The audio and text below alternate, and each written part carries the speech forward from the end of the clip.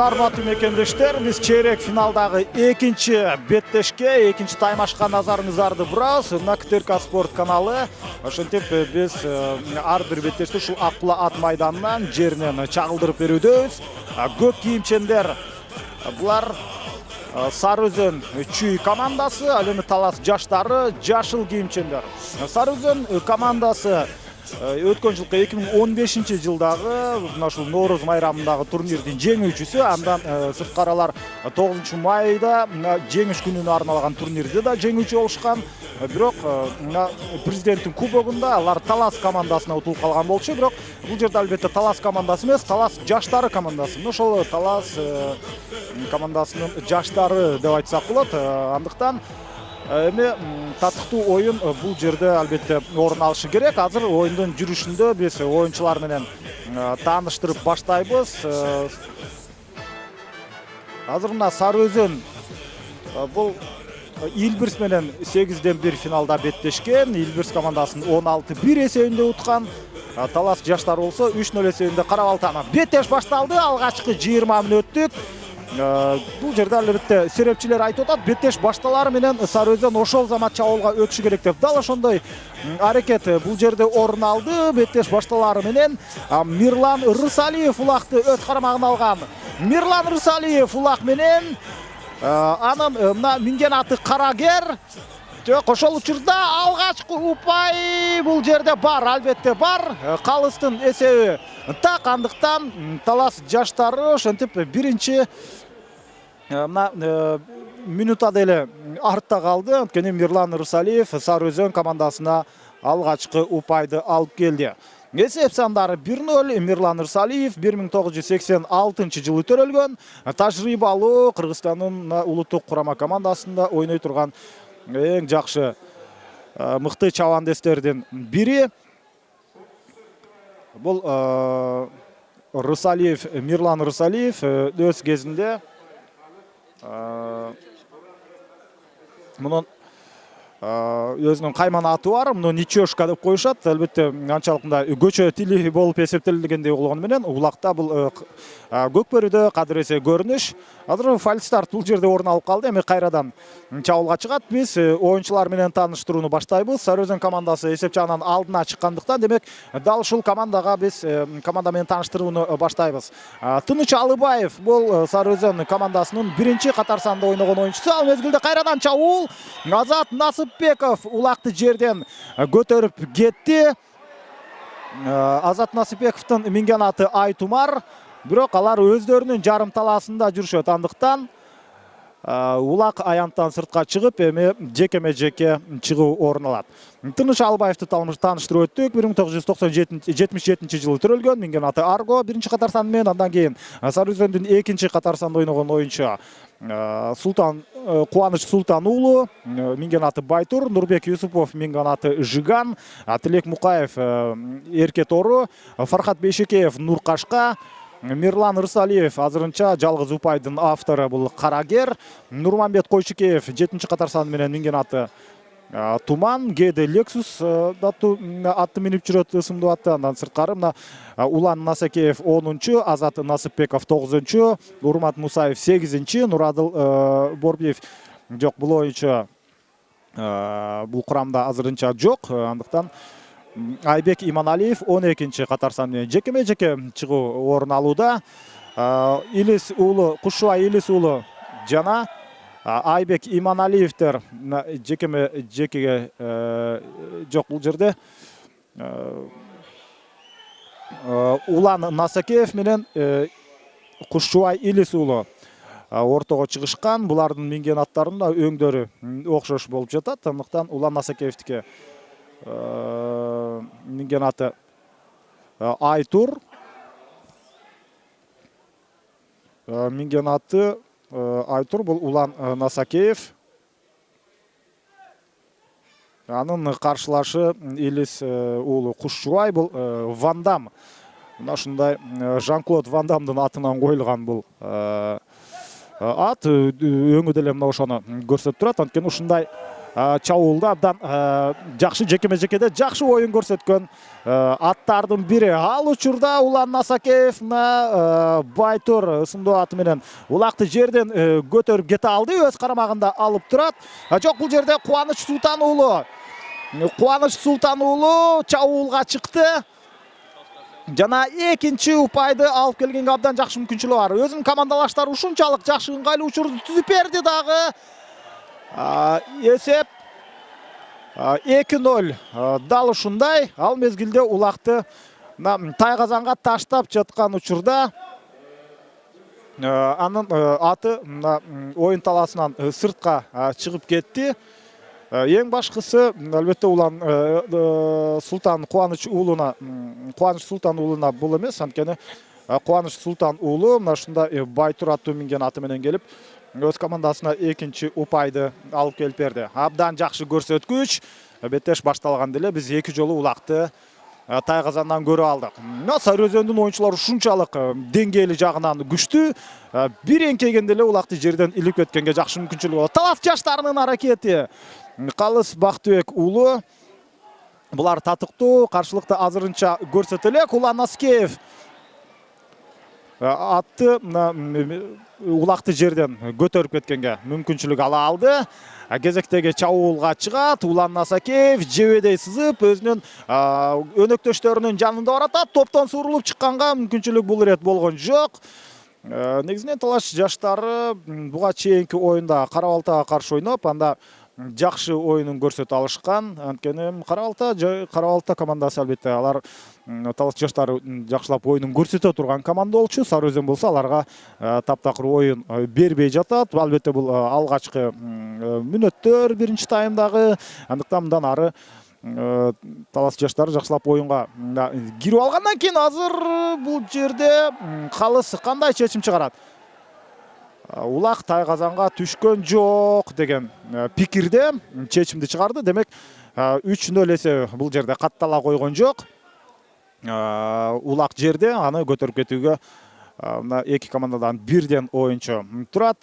Биз Сары Өзөн чүй командасынын канчалык күчтүү экенин беттештин алгачкы мүнөттөрүндө көрө алдык. Булар максималдуу упайды чогултканга аракетин жасайт. Себеби булар мына ушул Талас жаштар командасынын Таластан дагы бир команда бар, ал Талас деп аталган команда. Ошолордун мына бирөөсү болгон Талас жаштарын алар өзүнүн келиним сагайтам, кереген сагайтам келиним сен ук деген сыяктуу азыр Талас командасына Сары Өзөн өзүнүн деңгээлин көрсөтүп, мына психологиялык жактан чабуул койгонго сөзсүз түрдө аракетин жасайт. Бул түшүнүктүү эле нерсе. Анткени Талас мына ушул Нарын менен ойногон учурда алар 20дан ашык жолу улакты атаандашын Тайгазанына таштаган. Азырынча алардын рекорду сакталып турат. Бирок Талас жаштары менен ойногон учурда Сары Өзөн командасы мына 20га жакын улакты Тайгазанга таштаарына албетте мен азырынча ишене бербейм. Бирок оюнун жүрүшүндө сиздер менен бул көрүнүшкө албетте сөзсүз түрдө биз күбө болобуз. Ал мезгилде азыр мына Урмат Мусаев ортодо. Ага каршы Талас жаштар командасынан Дастан Сагынбек уулу чыкты. Дастан Сагынбек уулу Кара Балта менен ойногон оюнда бир жолу улакты Тайгазанга таштаган. Азыр кемесе жеңүүчү болчу. Дастан Сагынбек уулунун минген аты Көкбет. Мына ушундай көкбеттигин кылып өжөрлүгүн жасап азыр биринчи номер менен иштеп жатат. Улан Насакеев, Урмат Мусаев болсо азыр анын минген аты Камбат. Камбат дагы өзүн абдан жакшы алып барууда. Ал позициясын гана жоготуп коюп, буга чейинки көрүнүштө ошол Көкбетке утуруп койгон болсо, азыр кайрадан өзүнүн ыңгайлуу позициясын ээлеп алды.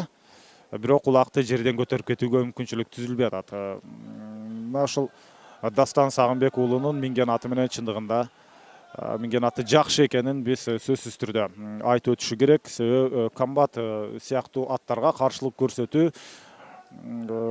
оңойго турбайт. Ал мезгилде Урмат Мусаев улакты жерден көтөрүп кеткенге бир жолу аракетти жасап көрдү. Бир аз азыр Урмат Мусаевдин бул жерден ачуусу келиши керек. Себеби мындай жекеме-жекеде талас жаштарынын курамындагы оюнчунун каршылык көрсөтүп жатканы албетте ага бир аз мына ушундай өзгөчө көрүнүш, кичинекей сюрприз болуп эсептелет. Дастан Сагынбек уулу 1994-жылы төрөлгөн, жашы оюнчулардын катарында. Эми Урмат Мусаев 1985. Демек, өзүнүн атаандашына караганда 9 жашка улуу. Тажрыйбасы жагынан албетте Урмат Мусаев Дастан Сагынбек уулуна караганда бир тойло жогорку деңгээлде. Азыр белгиленген убакытта бул эки оюнчу улакты жерден көтөрүп кете алышкан жок. Эми Улан Насыкеев чыкты ортого. Жок, бул кайрадан эле Кубаныч Султан уулу, минген аты Байтур. Ага каршы мына талас жаштарынын курамындагы оюнчу.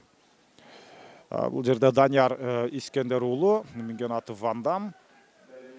Ушундай азыр талас командасынын оюнчулары минген аттарын алмаштырып алган экен. Анткени Кушуа Илис уулу дал ушул Вандамды минип жүргөн болсо, азыр бул ат менен Данияр Искендеров чыкты. Кайрадан улакты ортодон алууга болгон аракеттер жасалууда. Мына Вандамдын таптакыр жаны тынчыда эмес, ушунчалык өзүн активдүү, агрессивдүү алып барып, Улан Насыкеевке улакты жерден көтөрүп кеткенге мүмкүнчүлүк түзүп бербей атат. Талас жаштарынын командасындагы оюнчулардын минген аттары деңгээл жагынан абдан жакшы экени бул жөнөкөй көзгө деле байкалып турат. Улан Насыкеев эми 2-номер менен азыр албетте ушул Данияр Искендеровго улакты жерден алгандан кийин гана чабуулга өткөнгө аракетин жасайт. Дал учурда бул Данияр Искендеровдун албетте биринчи кезекте минген аты Вандам абдан жакшы көрсөткүчтүү болсо, азыр Улан Насыкеев улакты жерден көтөрүп ала алды. Кечиресиздер, Кубаныч Султан уулу улакты жерден көтөрүп ала алды. Жана аянттын ичинде булар, андыктан башка оюнчулар сөзсүз түрдө буларга каршылык көрсөткөнгө мүмкүнчүлүк ала алышпайт. Эми такымга баскандан кийин өзүнө ишенимдүү турат азыр Кубаныч Султан уулу. Бул өз командасына экинчи упайды алып келген оюнчу. Аянттан сыртка чыкканга таптакыр шашылган жок. Бул албетте тактикалык жүрүш, өзүнүн оюнчуларынын кимиси кандай абалда турганын толук баамдап, байкап туруп, эми гана аянттан сыртка чыкты. Демек, башка оюнчулар сөзсүз түрдө албетте мына ушундай каршылык көрсөткөнгө аракетин жасайт.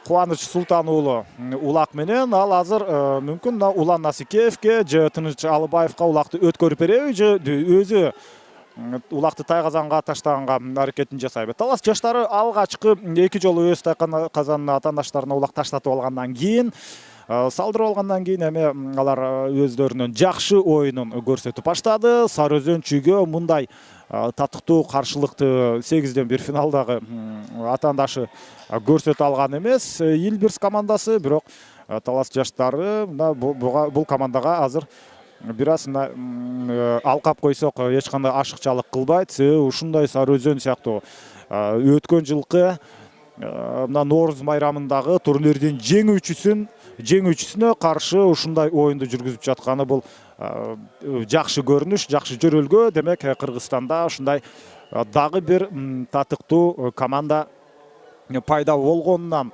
кабар берет. Улак оюн таласын таштап кетти, андыктан кезектеги жекеме-жеке чыгуу орун алат. Ал мезгилде улак аянттан сыртта калып калды. Бир дагы оюнчу аны сырттан ушул ортолук бөлүккө таштап бергенге жакын барган эмес. Эми эки командада тең бирден оюнчу, талас командасынан эки оюнчу барып алды. Ал мезгилде азыр Сары Өзөндүн оюнчусу улакты алып келиши керек. Бул жерде тактикалык жүрүш орун алып жаткан сыяктуу. Улакты бул жерге алып келген болсо бир аз оюн токтоп ушул жерден Сары Өзөн командасы өзүнө келип алууну чечкен экен. 2-0 эсебинде Талас командасы утулуп атканына карабастан андан кийин татыктуу каршылыкты көрсөткөндө Сары Өзөн командасы бир аз мына ушундай шаштысы кете түшкөн болчу. Азыр ортодо Улан Насике, жок Урмат Мусаев жана ага каршы Таластан кайрадан эле Данияр Искендеров. Ал мына Вандам менен азыр ортодо жекеме-жекеде. Вандам мына ушундай ортодо жекеме-жекеде ойноо боюнча Сары Өзөндүн аттарына дагы толук туруштук берип жаткан мезгили. Мындай каршылыкты менин жеке пикиримде албетте Сары Өзөн командасы күтпөгөн болушу керек. Ошондуктан жекеме-жеке чыгуулар албетте бул Сары Өзөн командасын мындан ары мына бир топ кыйын абалга алып келет сыяктуу. Андыктан бирок Сары Өзөндүн оюнчулары абдан тажрыйбалуу. Мындай абалдан алар чыгып кеткенге мүмкүнчүлүгү бар. Демек булар жекеме-жеке чыгууга көп мүмкүнчүлүк түзбөстөн көбүнчөсү мына ушул сүрмө топ турган учурда улакты жерден көтөрүп кетип, көбүнчөсү аттын үстүндө улакты алып жүргөнгө көбүрөөк аракет жасашат. Мындан ары менин жеке пикиримде дал ошондой. Булар тактикалык жүрүшүн Сары Өзөн командасы өзгөртүшү керек. Алар өзгөрткөнгө толук мүмкүнчүлүгү бар. Алар оюндун кайсыл компоненти болбосун бардык жагынан негизинен Сары Өзөн командасынын дээрлик алсыз жагы жок деп айтсак болот. Алар атаандаштардын жолун тороо, ошондой эле топтон сурулуп чыгуу, топ ичинде улак тартыш жана жекеме-жеке чыгууда да мыкты болчу. Бирок жекеме-жеке чыгуу жагынан Талас жаштарынын оюнчулары татыктуу каршылыкты көрсөттү. Булар эми башка жагынан албетте өздөрүнүн артыкчылыгын көрсөтүп баштайбы. Эки оюнчу азыр мына улакты жерден көтөрө алышкан жок. Демек кайрадан алмашуу орун алды. Азыр 9-чу катарсанда ойногон Дастан Сагынбек уулу, минген аты Көкбет. Көкбет дагы абдан мына ортодо жекеме-жекеде өзүнүн жакшы оюнун көрсөтө алган ат экенин далилдеди. Алгачкы мына ушул 10-15 мүнөт аралыгында эле далилдеп койду десек болот. Андыктан эми бул ирет мына Таластын оюнчусу Дастан Сагынбек уулу улакты жерден көтөрүп кетүүгө болгон алгачкы аракетин жасап өттү. Ал эми азыр Таластын жок Сары Өзөндүн оюнчусу бул Азат Насыпбеков, минген аты Айтумар.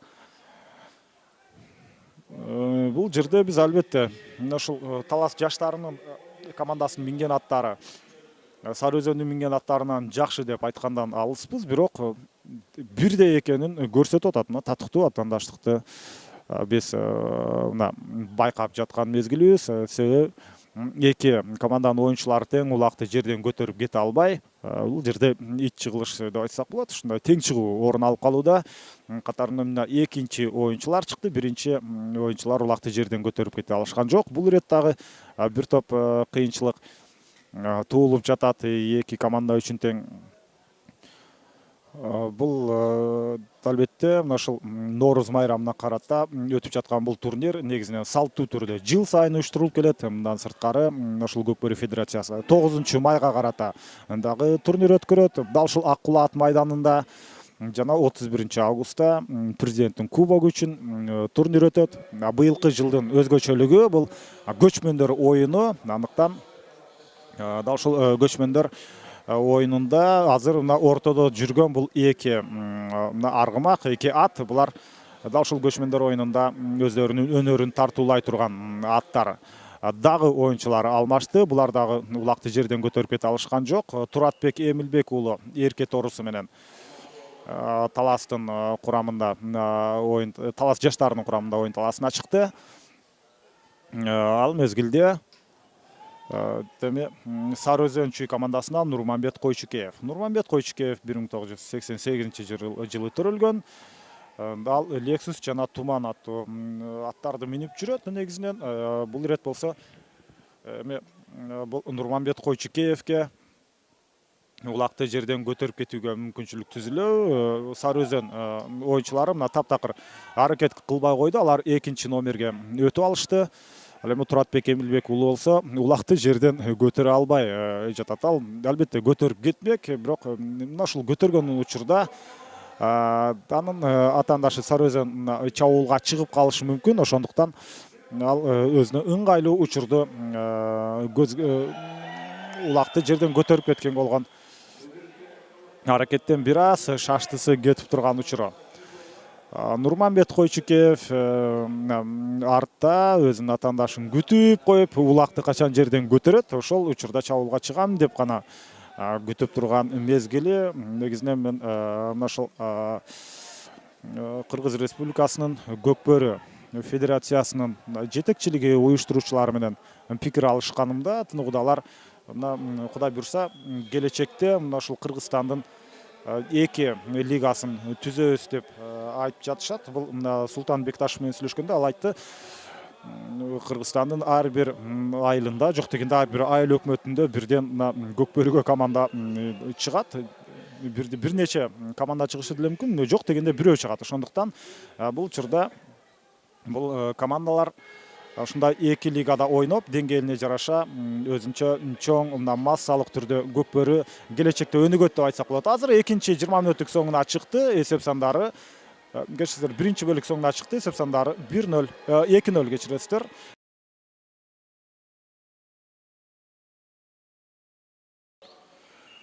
Мына 2 команда тең даяр. Демек, мына 2-20 мүнөттүк башталды. Эсеп сандары 2-0 Сары Өзөн командасы алдыда. Талас жаштары албетте татыктуу атаандаштык көрсөтө алды. Менин жеке пикиримде Сары Өзөн командасы биринчи таймда эле ири эсеп менен утушу мүмкүн деп ойлогом. Бирок мына чындап келгенде Талас жаштары бир топ мына ийгиликтүү ойноду. Биз аларды албетте жакшы оюн көрсөттү деп айтышыбыз керек. 2-0 эсебинде утулуп жатканына карабастан.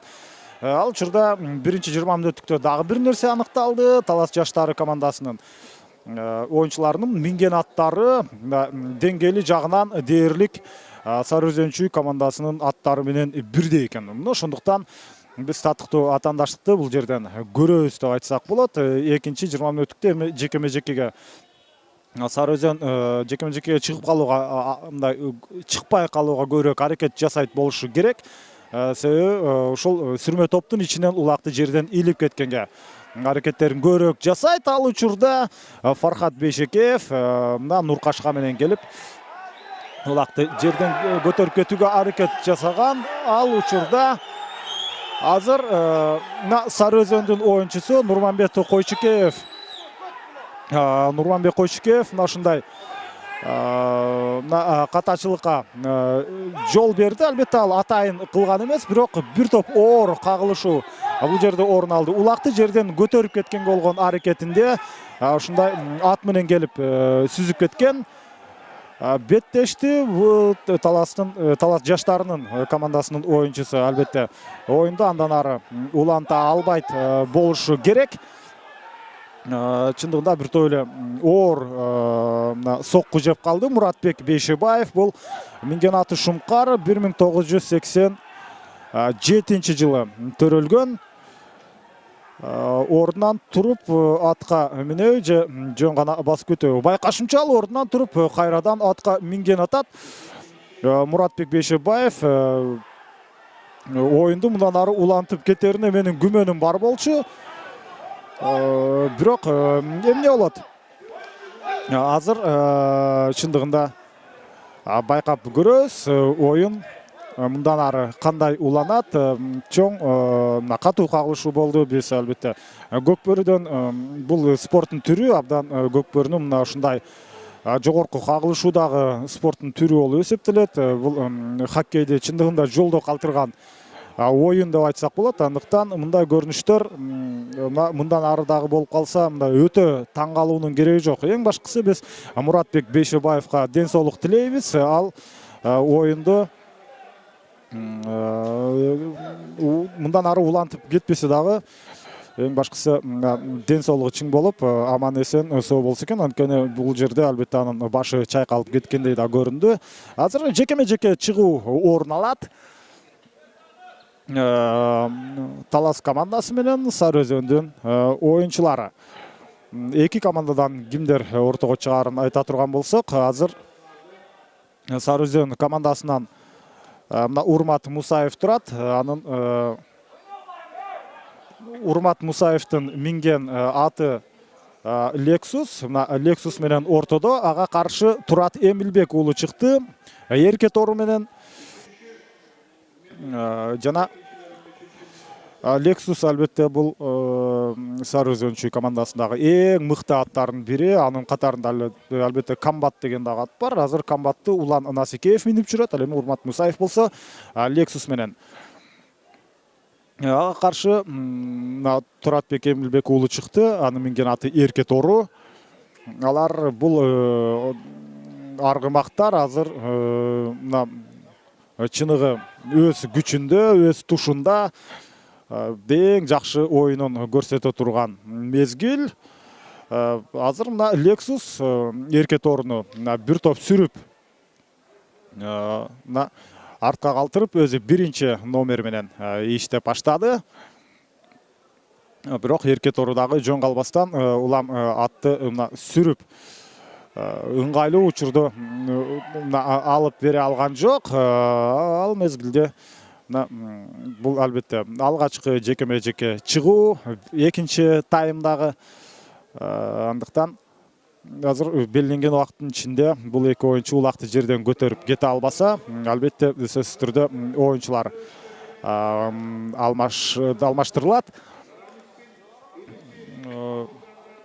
Ортодогу улак үчүн болгон күрөш улактан мурда азыр демилгени колго алуу үчүн болгон күрөш жүрүүдө. Улан Насикеев улакты жок, Урмат Мусаев улакты жерден көтөрүп кеткенге аракетин жасап көрдү. Бул команданын жеңгени албетте сөзсүз түрдө жарым финалга чыгат. Азыр чейрек финалдагы алгачкы экинчи оюн буга чейин Бөрүлү менен Ак суу командалары ойноду. Анда 2-1 эсеби менен чоң атаандаштыктан кийин Бөрүлү командасы жарым финалга чыга алган. Азыр Калыс Бактыбек уулу чыкты ортого. Жок, бул жерде Кубаныч Султан уулу ортого чыккан. Минген аты Байтур. Ага каршы Талас жаштары командасынын оюнчусу Дастан Сагынбек уулу. Анын минген аты Көкпет. Бул Көкпет азыр мына ошол Байтурду улакка жакындатпай биреңкеби менен улакты жерден көтөрүп кеткен, бирок ал жерден андан ары өзүн ийгиликтүү алып кете алган жок. Бул жерде жок, Орозбек Эркинбеков Көксай минген атында ушул Көксай менен ортого чыккан экен. Деми азыр Кубаныч Султан уулу болсо өзүнүн алгачкы аракетин азыр улакты жерден көтөрүп кетүүгө аракетин жасаш керек эле, бирок ал эмнегедир өзүндөгү ыңгайлуу позицияны, мүмкүнчүлүктү колдоно алган жок. Биринчи таймда мына беттеш башталганда эле эки жолу улакты тайгазанга таштап алганы Сары Өзөн командасы үчүн бир топ ийгиликтүү болгону азыр байкалып баштады. Талас жаштары ушунчалык татыктуу оюнду көрсөтүп баштады. Жекеме жекеден экинчи таймдын акыркы 10 мүнөтүндө Талас жаштары атаандаштарына такыр мүмкүнчүлүк берген эмес. Андыктан мындан ары жекеме жеке чыгууда албетте эки командага тең кыйын болот, айрыкча Сары Өзөн командасына. Себеби алар психологиялык жактан жекеме жекеден артыкчылыгын көрсөтө албаса, бир аз сокку болушу мүмкүн. Ал учурда кезектеги эки оюнчунун тең убактысы соңуна чыгып калды. Эми кайрадан оюнчулар алмашат.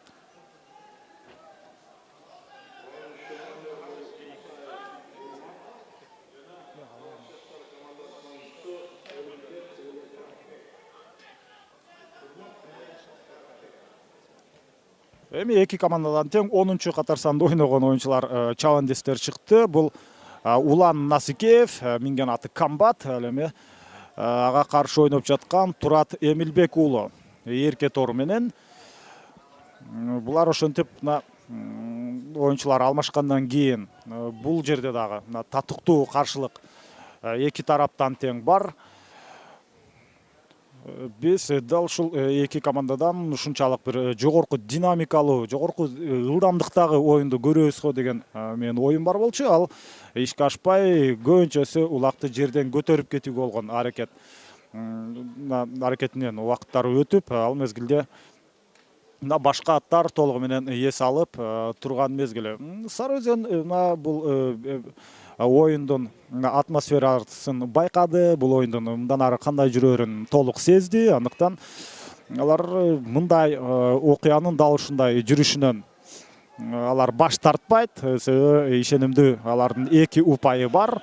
2 упайды алып алгандан кийин алар эң башкысы бул оюнчулар албетте жарым финалга чыксак гана болду деген тилекте. Эмне үчүн өзүбүздү кыйнашыбыз керек? Ушундай татыктуу атаандаштык көрүнүп жаткан учурда, болуп жаткан мезгилде албетте булар төбөсү менен жер казганга барбайт. Азыр болсо мына Улан Насикеев улакты жерден көтөрө албай жаткан мезгили бул өзгөчө көрүнүш. Мен үчүн таң кала турган көрүнүштөрдүн бири. Мына Кыргызстандагы эң мыкты деп эсептелген оюнчулардын, улакчылардын бири Улан Насикеев ортолук бөлүктөн улакты көтөрүп кете алган жок. Дагы оюнчулар алмашат. Бул ирет кимдер чыгат? Мына Талас жаштары командасынан Орозбек Эркинбеков чыкты Көксай менен. Ал эми Сары Өзөн командасынан болсо Сары Өзөн командасынан Азат Насипбеков.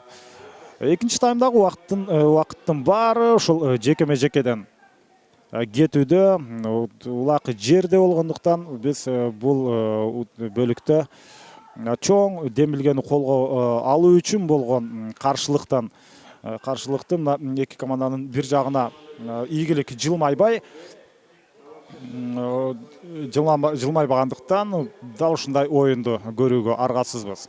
Албетте көкбөрү оюну мындай көпкө чейин улакты жерден көтөрө албай турган учуру менен көрктүү эмес. Анын чыныгы кызыктуулугунда мына ушул сүрмө топ бири-биринен улакты тартып алып, жогорку ылдамдык менен бир тайгазандан экинчи тайгазанды көздөй сызып баратканда, тайгазандан улак көбүрөөк орун алганда чыныгы көкбөрү көркүнө чыгат. Канчалык демилгени өз тарабына алганга аракет жасаганы менен азыр Талас жаштарынын аттары ушунчалык мыкты болуп, Сары Өзөн командасына татыктуу атаандаштыкты дагы деле көрсөтүүдө. Бул ирет Сары Өзөн командасынан чыккан Азат Насипбеков ал дагы улакты көтөрүп кете алган жок. Ал мезгилде Орозбек Эркинбеков ага ийгилик жакшы эле жылмайгандай болгон. Азат Насипбеков бул 1989-жылы төрөлгөн, минген аты Айтумар. Ал эми Орозбек Эркинбеков 1992-жылы. Демек экөөнүн ортосунда 3 жаш айырмачылык бар. Бул эки атаандаш дагы улакты жерден көтөрө алган жок. Эми кайрадан Дастан Сагынбек уулу чыкты. Минген аты Көкбет.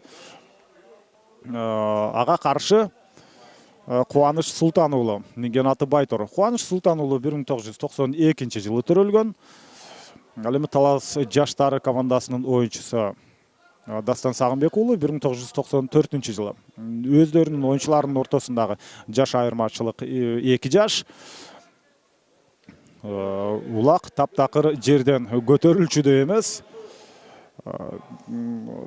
Албетте Талас жаштары командасы албетте Сары Өзөн улакты жерден ала албай жаткандыктан талас жаштарынын оюнчусу чабуулга чыкканга аракет жасаш керек. Булар албетте ушунчалык көкбөрөдөгүлөр намыскөй келишет, өздөрү улакты жерден көтөрө албай жатканда атаандашына мүмкүнчүлүк берип, алар улакты көтөргөндөн кийин чабуулга чыкса деле болот, бирок андайга барбайт. Эмне үчүн? Анткени булар принципиалдуу атаандаштар.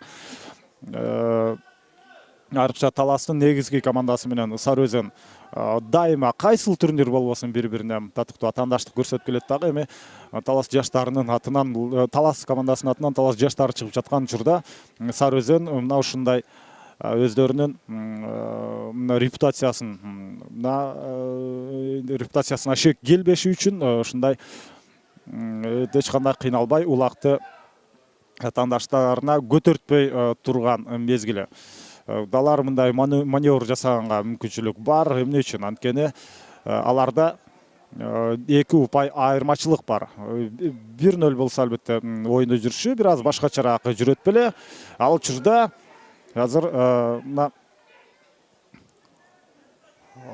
ошол Кубаныч Султан уулу эми 2 номер менен иштей баштайбы, жок андай эмес. Дагы деле демилгени атаандашына берип койбостон Кубаныч Султан уулу 1 номерде катары менен 3-чү ирет улакты жерден көтөрүп кеткенге болгон аракетин жасады.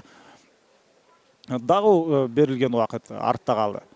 Эми кимдер чыгат? Кайсыл 2 оюнчу чыкпасын, экөөнү тең атаандаш тарабынан таттуу каршылык көрүлүп келген.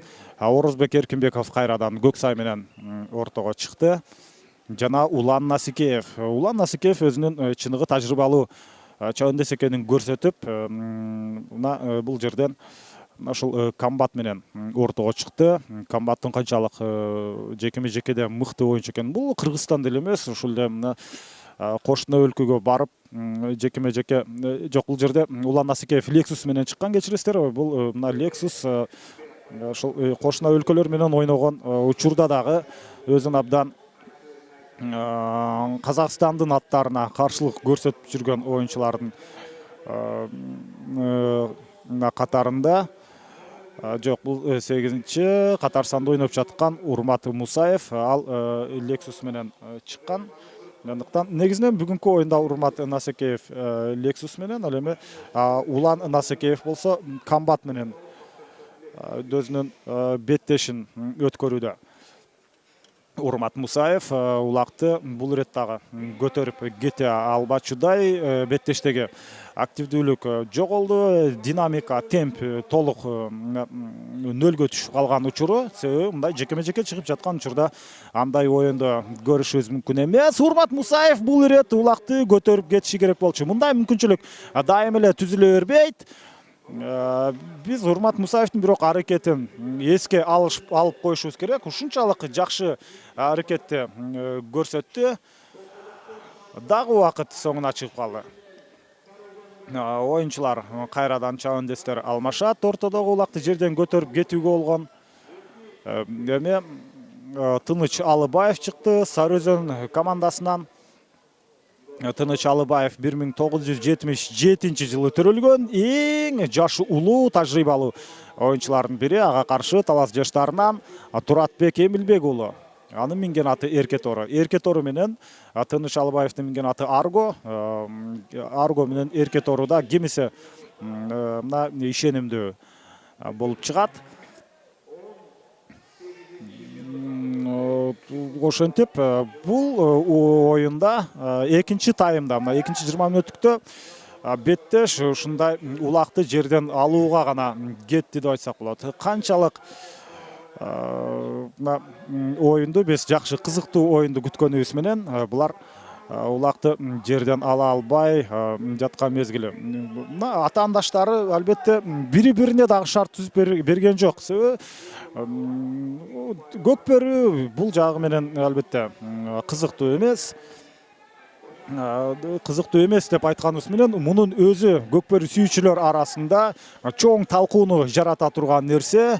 Себеби азыр мына аттардын деңгээли тууралуу сөз кыла турган учур мына дал ушул азыркы мезгил деп айтсак болот. Себеби аттардын татыктуу атаандаштыгы орун алган учурда ушундай көрүнүш орун алууда. Тыныч Алыбаев азыр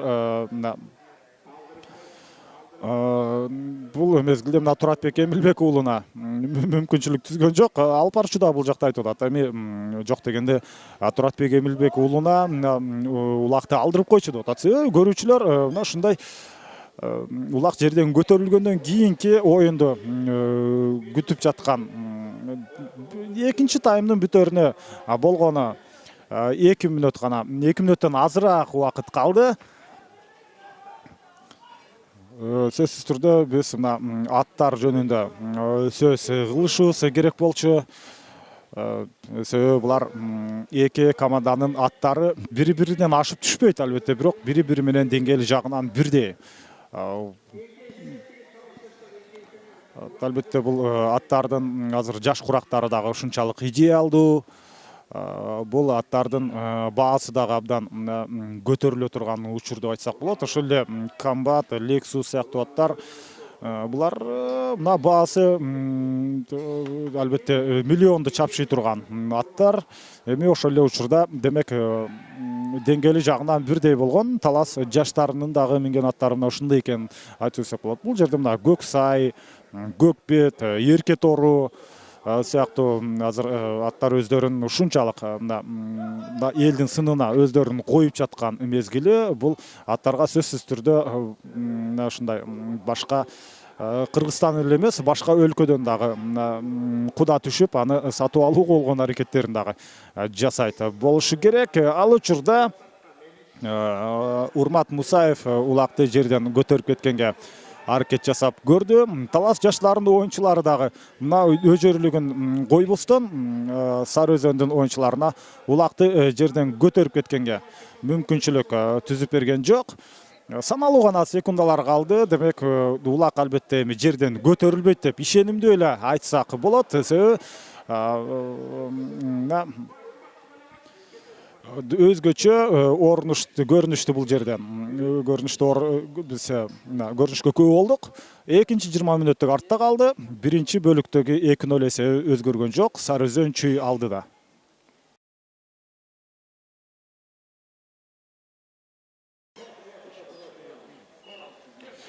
Экинчи 20 мүнөттүк башталды. Сары Өзөн чүй жана Талас жаштары командасынын ортосунда.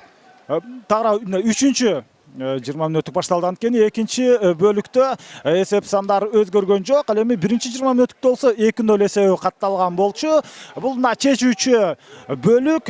Бул учурда албетте биз буга чейин айтып өттүк, мына жекеме-жеке орун ала турган болсо, анда кайрадан биз ушундай бир кызыксыз, хунарсыз оюнду көрүп калышыбыз мүмкүн. Ошондуктан колдон келишинче азыр оюнчулар дал ушул жерде мына сүрмө топтун ичинен улакты жерден көтөрүп кеткенге аракетин жасайт. Ар бир оюнчуну бирден атаандаштар өз карамагына алып алган. Ошондуктан азыр демилге үчүн болгон күрөш Талас жаштарынын командасынын аттары Сары Өзөн чүйгө татыктуу каршылыкты көрсөтө алды. Мына ошонун негизинде гана азыр биз өзгөчө бир көрүнүштөгү дээрлик жарым финалдын деңгээлиндеги оюнду көрүп жатабыз десек болот. Бирок бул болгону чейрек финал. Мына эң жакшы жери Сары Өзөн чүй командасы үчүн алгачкы бөлүктө алгачкы беттеш башталган учурда улакты жерден көтөрүп кетип эки жолу тайгазанга таштап алганы Сары Өзөн чүй командасы үчүн абдан жакшы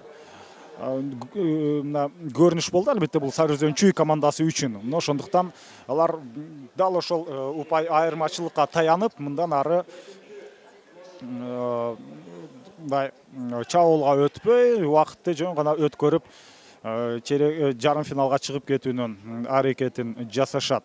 Биз дагы бир ирет эки команданын оюнчулары, алардын минген аттары менен тааныштырып чыгабыз. Себеби ушундай улакты жерден көтөрүп кетүүгө жекеме-жекеде эки командада тең көп мүмкүнчүлүк боло берген эмес. Болгону ортодо кимдер экенин гана биз айтып коюшубуз керек. Сары Өзөн командасынан Азат Насыпбеков, ал эми Талас жаштары командасынан бул Осмон Кутманбек уулу, анын минген аты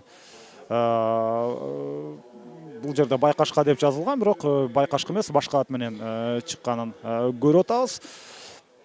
Талас жаштары командасынын курамы төмөндөгүдөй: Муратбек Бейшебаев 1987 жылы төрөлгөн, минген аты Шумкар. Андан ары Калыс Бактыбек уулу 2 катар саны менен, бул 1990 жылы төрөлгөн, минген аты Шайтан Тойчубек Коргонбаев 3 катар саны менен. Анын минген аты Гүлсары Осмон Кутманбек уулу 4 катар саны менен. Мунун минген аты Байкашка. Ал учурда албетте Сары Өзөндүн оюнчусу урмат Азат Насыпбеков улакты жерден көтөрүп кеткенге алгачкы аракетин жасады. Ал эми азыр демилгени колго алуу үчүн болгон аракет уламдан улам орун алууда. Дал ушул жерден азыр 12 катар санында ойногон оюнчу Сары Өзөнчү бул Айбек Иманалиевдин минген аты Телтору азыр жараат алып калды. Демек ал оюнду андан ары уланта албайт. Анын ордуна башка оюнчу чыкты. Сары Өзөнгө ушунчалык татыктуу каршылыкты көрсөтүү бул өзгөчө Талас жаштар командасынын ортосунда орун алды. Биз оюнчуларды андан ары тааныштырууну албетте биз башында тааныштырып өткөнбүз, андан ары айтууну улантып берсек, Осмон Кутманбек уулу Байкашка 1991 жылы төрөлгөн. Жок, бул Осмон Кутманбек уулу өзү 1991 жылы төрөлгөн. Ал эми анын минген аты Байкашка. Орозбек Эркинбеков 5 катар саны менен 1992 жылы төрөлгөн, минген аты Göksay Данияр Искендеров 6 катар саны менен 92 жылкы. Бул дагы минген аты Тору Намысбек Алмазбек уулунуку. Минген аты Арап өзү 93 жылы төрөлгөн, катар саны 7. 8 Эрлан Төлөпбеков минген аты Чыйкашка.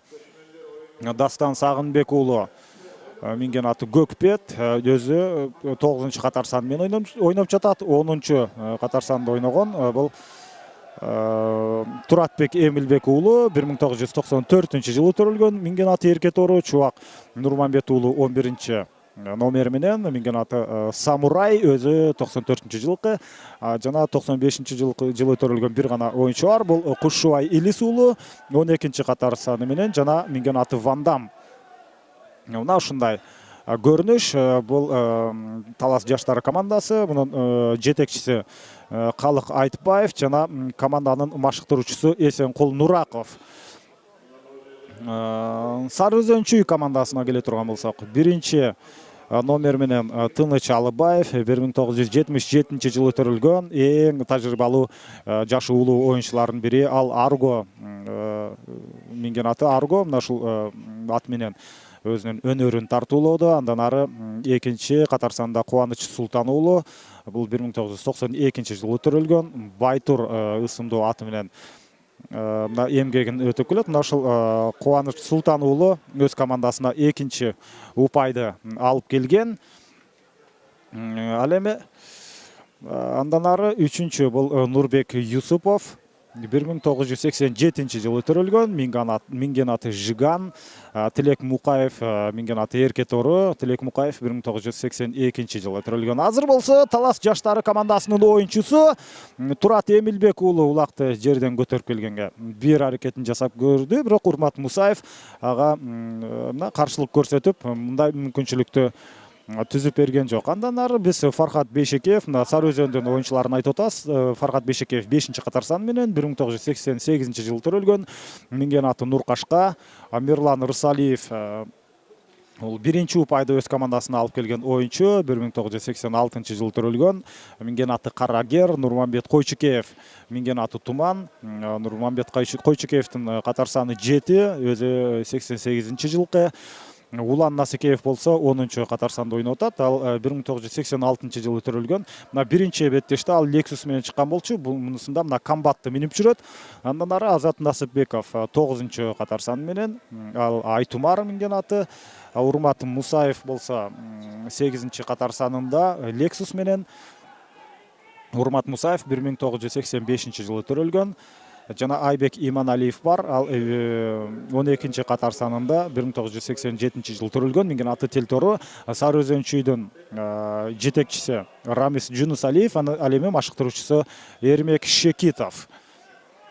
Азыр мына Туратбек Эмилбек уулу менен Урмат Мусаевдин ортосундагы жекеме-жеке тең чыгуу менен аяктады. Бул ирет Нурманбет Койчукеев чыкты Сары Өзөндөн. Ал эми Талас командасынан чыккан оюнчу улакты жерден көтөрүүгө аракетин жасап жаткан бул Муратбек Бейшебаев, менин аты Шумкар. Биз 3-чү бөлүктө дагы мына 2-нчи 20 мүнөттүктөгүдөй окуянын жүрүшүнө күбө болуудабыз. Алар жекеме-жеке чыгуу менен улакты жерден көтөрө албай,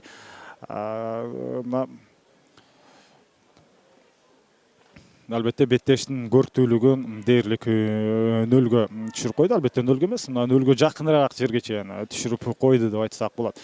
Таптакыр демилген эки команда тең бири-бирине бербей койду. Алып баруучу деле суранып да көрдү, айтып да көрдү.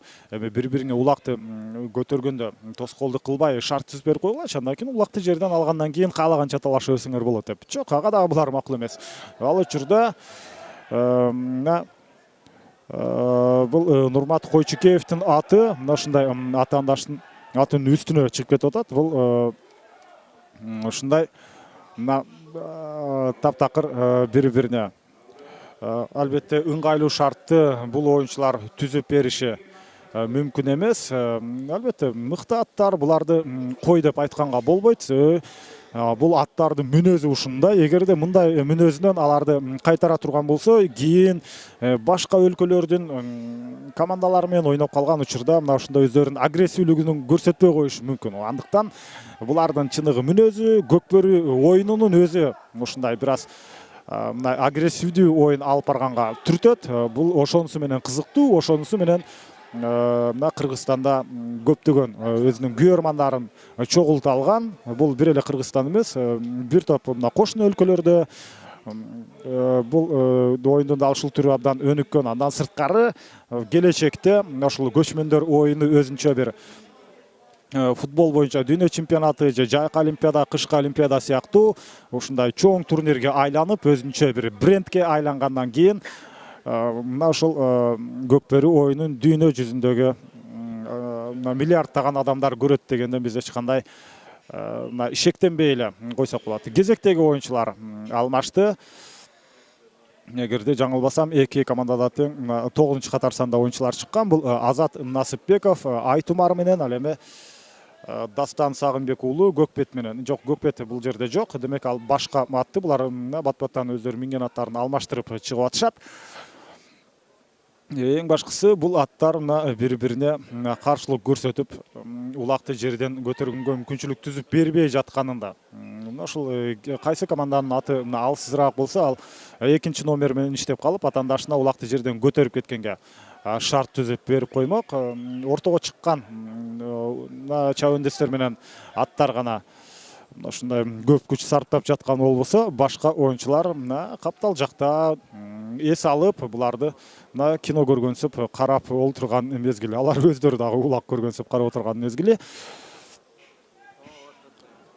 Биз дагы бир жолу эми ортодогу тыныгуудан пайдаланып, тыныгуу эмес, албетте ушундай оюндун сустап калганынан пайдаланып, бул турнирге катышып жаткан командалардын аттарын дагы бир жолу айтып өтсөк, 15 март күнү Бөрүлү менен Көкчал ойноду. Анда негизги убакытта да эсеп ачылган эмес, кошумча убакытта да эсеп ачылган эмес. Ал эми Буллиттен 2-1 эсебинде Көкжалды Бөрүлү командасы жеңип алган. Андан кийин Ак Суу менен Төш Булак ойноп, Ак Суу 3-0 эсебинде Төш Булакты утуп чейрек финалга чыккан. Чейрек финалда Бөрүлү менен Ак Суу беттешти жана анда жарым финалга ушул Бөрүлү командасы чыга алды. Азыр жарым финалга чыга турган экинчи жуп, экинчи оюн болуп жатат.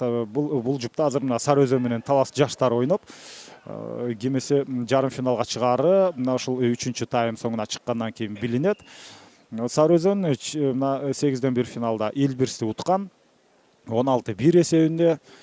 ишенимдүү жеңишке ээ болгон, өздөрүнүн чындап бул турнирдеги фаворит командалардын бири экенин далилдеп койгон болчу. Андан кийин Кара Балта менен Талас жаштары ойногон. Азыр Талас жаштары бул беттеште мына жашыл кийим менен ойноп жатат.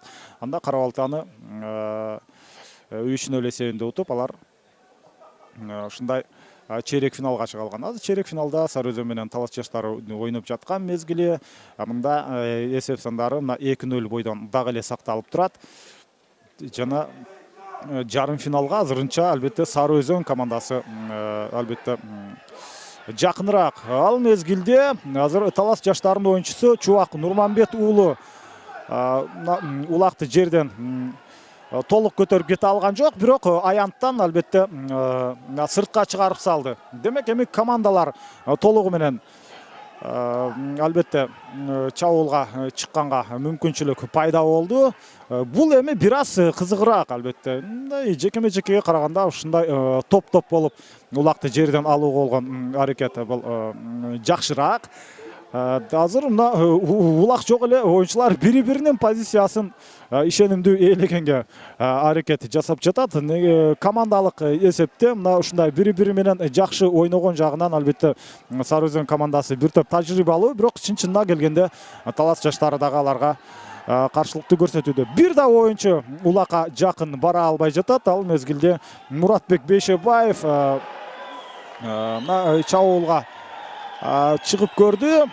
Бейшебаевдин буту үзөңгүдө калып калган. Анын аты Азамат Жакшекен ордунан жылып кетпестен токтоп туруп берди. Бул өзүнүн ээсине болгон ушунчалык сый урмат деп айтсак болот. Андыктан бул Шумкар ысымдуу ат Азамат алкоого татый турган, мактоого татыктуу аргымак экенин далилдеди. Ал учурда ошентип бул беттеш дагы акырындап соңуна чыгып баратат. Ал мезгилде биз андан ары айтып өтсөк, 8-1 финалда, андан сырткары 16 мартта Достук менен Актала ойногон. Анда Достук командасы Акталанын тайгазанына 14 жолу улак таштаган. Ошентип алар чейрек финалга чыккан болчу. Андан кийин Арашан менен Ысык көл ойноп, Арашан командасы Ысык көлдү жеңип, алар чейрек финалга чыккан. Эми азыр мына Сары Өзөн менен Талас жаштары ойноп бүткөндөн кийин Достук менен Арашан командасы алар чейрек финалда беттешет. Алардын жеңгени албетте жарым финалга чыгат. Дагы андан сырткары 8-1 финалда дагы 2 оюн болгон. Талас менен Нарын командалар ойногон. Анда Талас Нарын командасын ишенимдүү түрдө 20дан көп улакты тайгазанга таштоо менен озуп чыккан болчу. Андан сырткары Казарма менен ИИМ командасы ойногон. Казарма менен ИИМ командасы ойногондо ИИМ Казарманды жеңип, алар да чейрек финалга чыккан. Демек алгачкы жарым финалга чыккан команда белгилүү, ал Бөрүлүү. Экинчиси дагы дээрлик белгилүү болуп калды. Бул Сары Өзөн, анткени Алпарчы бул жерде 30 гана секунда калды деп айтып атат. Эгерде ошол чын болсо, анда Сары Өзөн командасы 2-0 менен утуп жарым финалга чыгат. Ал эми Талас жаштары ошентип мына чейрек финалдан ары, андан ары өтө албай калмакчы.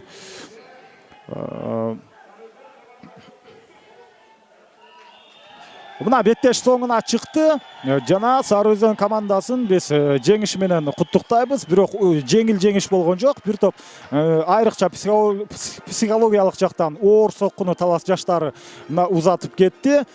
Ал эми Талас жаштары мындай оюну менен далай турнирлерде жакшы оюнду көрсөтө турган деңгээлге толук бышып жетиптир деп айтсак болот.